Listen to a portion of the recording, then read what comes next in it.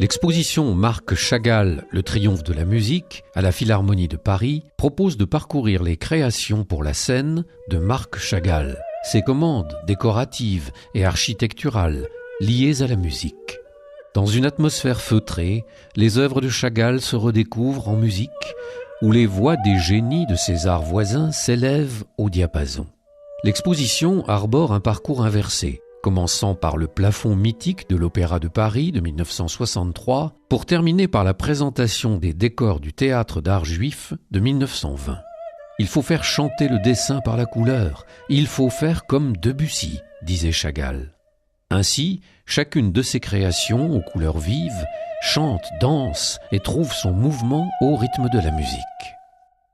Marc Chagall était un mélomane averti qui peignait pratiquement toujours en écoutant la musique. Quand on voit la totalité des grandes réalisations scéniques et monumentales liées à la musique de Chagall, on n'a aucun doute à quel point ce peintre était musique même. Le décor monumental du plafond de l'Opéra de Paris, peint sur une surface de 220 mètres carrés, est commandé à Marc Chagall en 1963 par André Malraux, alors ministre des Affaires culturelles. La réalisation de ce projet lui prendra près d'une année de travail. En se rapprochant considérablement du panneau représentant l'opéra Péléas et Mélisande, on peut reconnaître les traits de l'artiste André Malraux. D'autres personnalités ont leur propre double chagallien, comme Mozart, compositeur adoré du peintre, souvent représenté sous les traits d'un ange. Nous voulons, pour commencer cette exposition, faire quelque chose d'original, une vraie création qu'on a fait ensemble avec l'Institut Google, dans laquelle, en fait, on fait voyage à travers son plafond pour l'Opéra de Paris.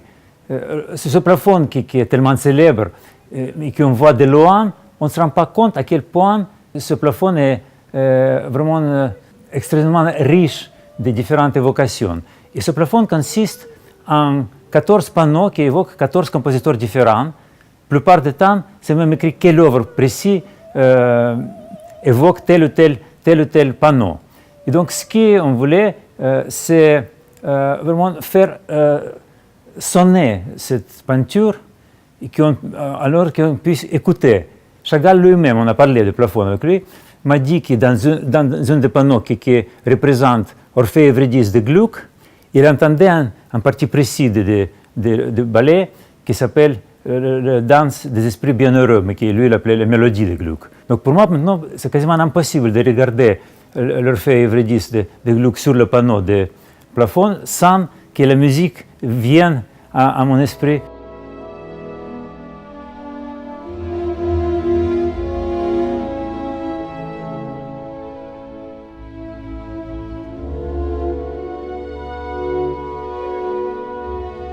On peut voir comment structurellement il voyait les tableaux comme des accords, comme des harmonies, mais on peut voir aussi comme une grande œuvre symphonique dans laquelle différents thèmes se répètent. Il y a tout un langage chagallien qui n'est pas sans rappeler les motifs wagnériens. Donc c'est tout cet alphabet chagallien qu'on peut retrouver sur le plafond.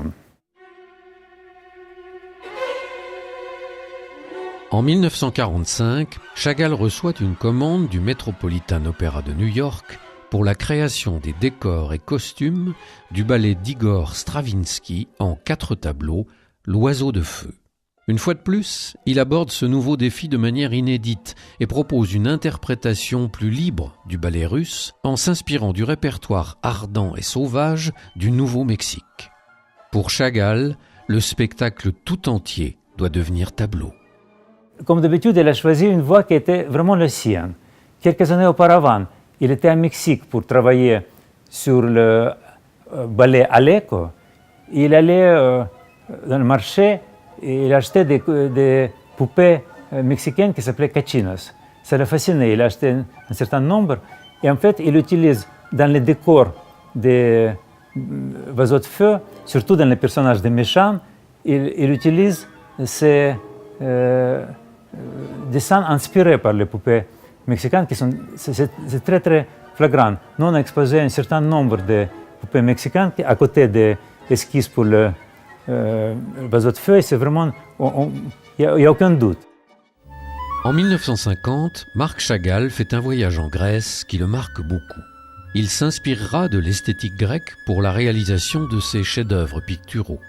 Nourri par de nombreuses influences, on peut voir dans plusieurs créations, comme les tableaux et costumes de la flûte enchantée, produits en 1964, la trace des multiples inspirations du peintre.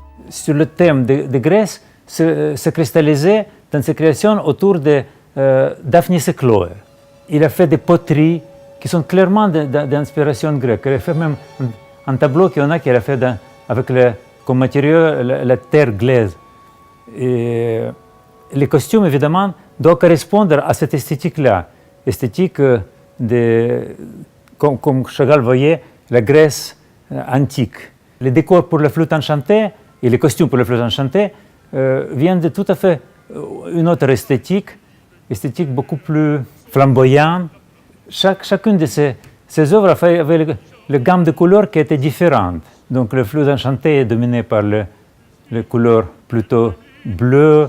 Il y a quelque chose de mystique dans l'atmosphère. Les couleurs qui dominent Daphnis et Chloé, c'est plutôt le jaune, c'est les couleurs du soleil, les couleurs de la terre. Et évidemment, c'est aussi bien dans les costumes que dans le rideau de scène, dans différents éléments. Ils donnent une homogénéité à chacune de ces créations.